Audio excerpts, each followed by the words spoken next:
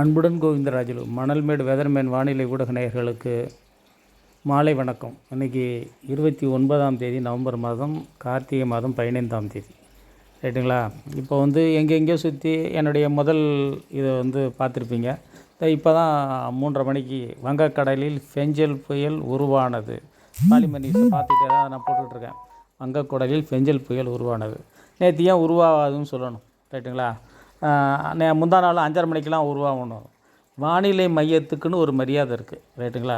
நாங்கள் சொல்கிறப்ப என்ன சொல்கிறோம், அதிகாரப்பூர்வ வானிலை அறிக்கைக்கு வானிலை மைய அறிக்கையை பார்க்கணும்னு சொல்கிறோம். நாங்கள் எது வேணாலும் சொல்லலாம். அது ஒரு தேசத்தினுடைய ஒரு அடையாளம் வானிலை மையம். அவங்க இந்த மாதிரி மாற்றி மாற்றி பேசக்கூடாது ரைட்டுங்களா. அது அவங்களுக்கு தெரியும். இனிமேல் அந்த தப்பை அவங்க செய்ய மாட்டாங்கன்னு நம்புவோம் ரைட்டு.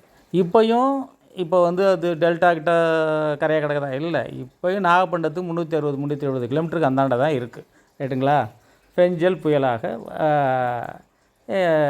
ஃபெங்கல் போய் இப்போ ஃபெஞ்சல் வந்துருச்சு பாருங்கள். இப்போ நீங்கள் பார்த்தீங்கன்னா தெரியும். இதை ஜா போட மாட்டாங்க, சான்னு சொன்னேன்னா இப்போ தான் நம்ம விஷயத்துக்கே அவங்க வந்திருக்காங்க.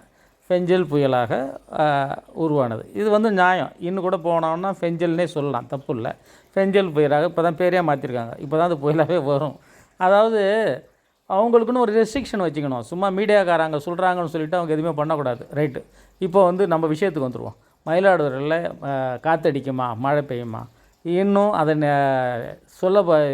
அதை எப்படி அதை வழிநடத்த போகுது அந்த சுழற்சி அப்படிங்கிறது இன்றைக்கி இரவு நாளைக்கு விடியற்காலில் தான் முடிவாகும்.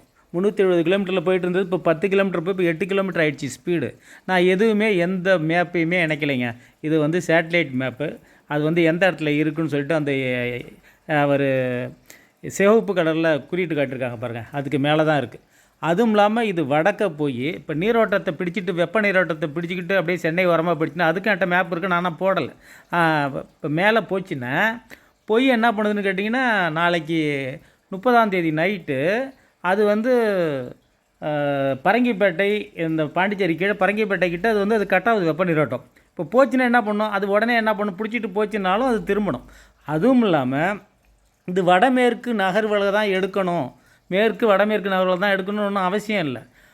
போயிட்டு தென்மேற்கு நகர்வுகளை கூட, திரும்பவும் சொல்கிறேன், இது மேலே போயிட்டு தென்மேற்கு நகர்வுகளை கூட இதை எடுக்கக்கூடும். தென்மேற்கு திசையில் கூட அது நகர்ந்து டெல்டா பகுதிக்கு வர்றதுக்கு அதிக வாய்ப்பு இருக்குது. இல்லைன்னு இதை யாரும் மறுக்க முடியாது. காற்று எப்படி அடிக்கும், இல்லை சென்னைக்கு தான் அடிக்குமா சுழண்டு, அதெல்லாம் கிடையாதுங்க. காற்று எப்படி வேணாலும் அடிக்கும். அதனால தான் நீங்கள் நியூஸில் பார்த்தீங்கன்னா மயிலாடுதுறையில் 90 கிலோமீட்டர் காற்று போட்டிருப்பாங்க. புயல் கரைக்கு போடும். அதிகபட்சமாக மணிக்கு 90 கிலோமீட்டர் வேகத்தில் காற்று வீசக்கூடும். இப்போ வானிலை மையம் ஒரு அலர்ட்டுக்கு வந்துருச்சு. எப்படி வேணாலும் நடக்குது. வங்கக்கடலில் ஃபெஞ்சல் புயல் உருவானது. அதிகபட்சமாக 90 கிலோமீட்டர் வேகத்தில் காற்று வீசக்கூடும். உண்மை. அது எந்த இடம் அவங்களாலையும் சொல்ல முடியாது, என்னாலையும் சொல்ல முடியாது. ஏன்னா சித்தம்போக்கு சிவம்போக்கு. அந்த சுழற்சி பல காரணிகளால் அங்கே இங்கேயும் அலகழிக்கப்பட்டு புயலே ஆகாதுன்னு சொல்லி இப்போ புயலே ஆகி ஃபெங்கல் போய் ஃபெஞ்சல் ஆகி இப்போ தான் நம்ம கட்டத்துக்கு வந்துட்டுருக்காங்க அவங்க. அதாவது ராஜா அமைச்சினது ரொம்ப அதிகமாக சப்ஸ்கிரைப் வச்சுக்கிறாங்க பேசுகிறது தான் அவங்க எல்லாருமே கேட்குறாங்க. நேற்று நான் சொன்னதை எல்லாம் கேட்டு பேசிட்டுருப்பீங்க, பார்த்துருப்பீங்க. அதனால தான் சொல்கிறேன், மயிலாடுதுறை பரங்கிப்பேட்டையில் இடையில் கரையை கிடக்கிறதுக்கு அதிக வாய்ப்பு இருக்கிறதாக இன்னும் நான் நம்புகிறேன். மரக்காணம் ஏற்கனவே நம்ம 10 நாள் முன்னாடி சொன்னது. இப்போ ஏன் நான் பரங்கிப்பேட்டை சொல்லணும், எனக்கு என்ன கிரேடாக கொடுக்க போகிறாங்க? அதெல்லாம் ஒன்றும் கிடையாது. நமக்கு இருக்கிறது ஒரு 12,000 சப்ஸ்கிரைபர், அவ்வளோதான் ரைட்டுங்களா. முடிஞ்சுன்னா சப்ஸ்கிரைபர் ரைஸ் பண்ண பாருங்கள். நம்ம ஏன்னா ஒரு உண்மையான வானிலை அறிக்கையை நீங்களும் தெரிஞ்சுக்கணும். ஏன்னா என்னுடைய பழைய அறிக்கையெல்லாம் எடுத்து பார்த்தீங்கன்னா தெரியும், நான் ஏதாவது மாற்றிக்கிட்டு இருக்கேனா, ஏதாவது சொல்லிகிட்டு இருக்கேனான்னு சொல்லிட்டு. ஏன்னா எனக்கு இந்த கலவைக்கேளாக தான் நான் பேசினேன். அந்த சுத்த தமிழில் பேசி அதை சில பேருக்கு புரியலைங்கிறாங்க. லெஃப்ட் ரைட்டே ரொம்ப பேருக்கு தெரியல. அதாவது இடது பக்கம் வலது பக்கம்னா லெஃப்டா ரைட்டான்னு கேட்குற கண்டிஷனில் இருக்குது. அதனால தான் நான் இப்போ கலவைக்கேளாவே இதை நான் சொல்லிகிட்டு இருக்கேன். அதாவது இப்போ என்ன விஷயம்னு கேட்டிங்கன்னா, நாளைக்கு அது மத்தியானம் கரையை கடந்துருமாலாம் அதுவும் சொல்ல முடியாது. நாளைக்கு நைட்டும் ஆகலாம், நாளைக்கு 1ஆம் தேதி டிசம்பர் 1ஆம் தேதி காலையிலையும் ஆகலாம். அதனால் எப்படி வேணாலும் நடக்கலாம். அநேகமாக டிசம்பர் 1ஆம் தேதி விடியற்காலையில் அது கரை கடக்கிறதுக்கு வாய்ப்பு இருக்குது. வேகமாச்சுன்னா நாளைக்கு 30ஆம் தேதி மாலையே கரை கடக்கிறதுக்கு வாய்ப்பு இருக்குது. இதெல்லாம் எதுவுமே மறுக்க முடியாது.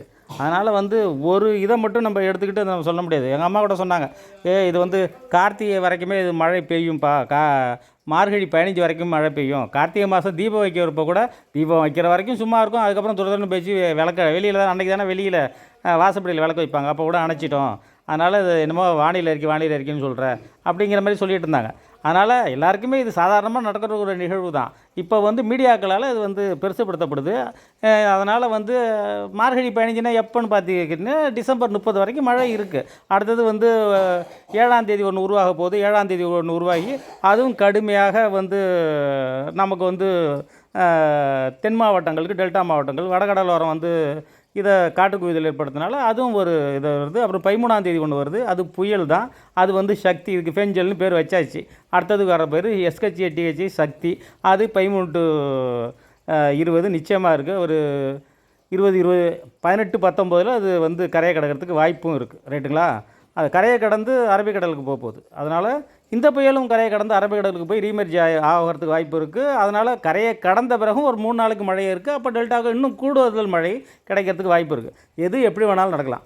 அதனால் இப்போ வந்து நீங்கள் 2 நாளாக என்னுடைய அறிக்கையை பார்த்துருந்தீங்கன்னா உங்களுக்கு புரிஞ்சிருக்கும், நான் சொல்கிறதுல எவ்வளோ உண்மைத்தன்மை இருக்குங்கிறது உங்களுக்கு புரிஞ்சிருக்கும். ரைட்டுங்களா? அதனால் இந்த புயல் வந்து வடமேற்காக நகரணுங்கிறதுல வந்து எந்த விதமான கட்டாயமும் கிடையாது. அது என்ன நீரோட்ட மாறுபாடால் அது வந்து தென் மேற்கு நகர்வுகளையும் மேற்கு நகர்வுகளையும் எடுக்கிறதுக்கு வாய்ப்பு இருக்குது. டெல்டாவுக்கு வர்றதுக்கான வாய்ப்பு இருக்குது. வரணும்னு எனக்கு ஆசையும் இல்லை. ரைட்டுங்களா? வரல வாய்ப்புகளை நான் சொல்கிறேன். ரைட்டுங்களா? அதனால் வந்து வானிலை மையம் இனிமேல் வந்து இந்த மேற் சொன்ன தப்புகள்லாம் செய்யாது. வராது, வந்துடும், வருது வராதுன்னு ஒரு நம்பிக்கை எழுந்து போயிடுவாங்க. புரிஞ்சிருப்பீங்கன்னு நினைக்கிறேன். நன்றி, வணக்கம்.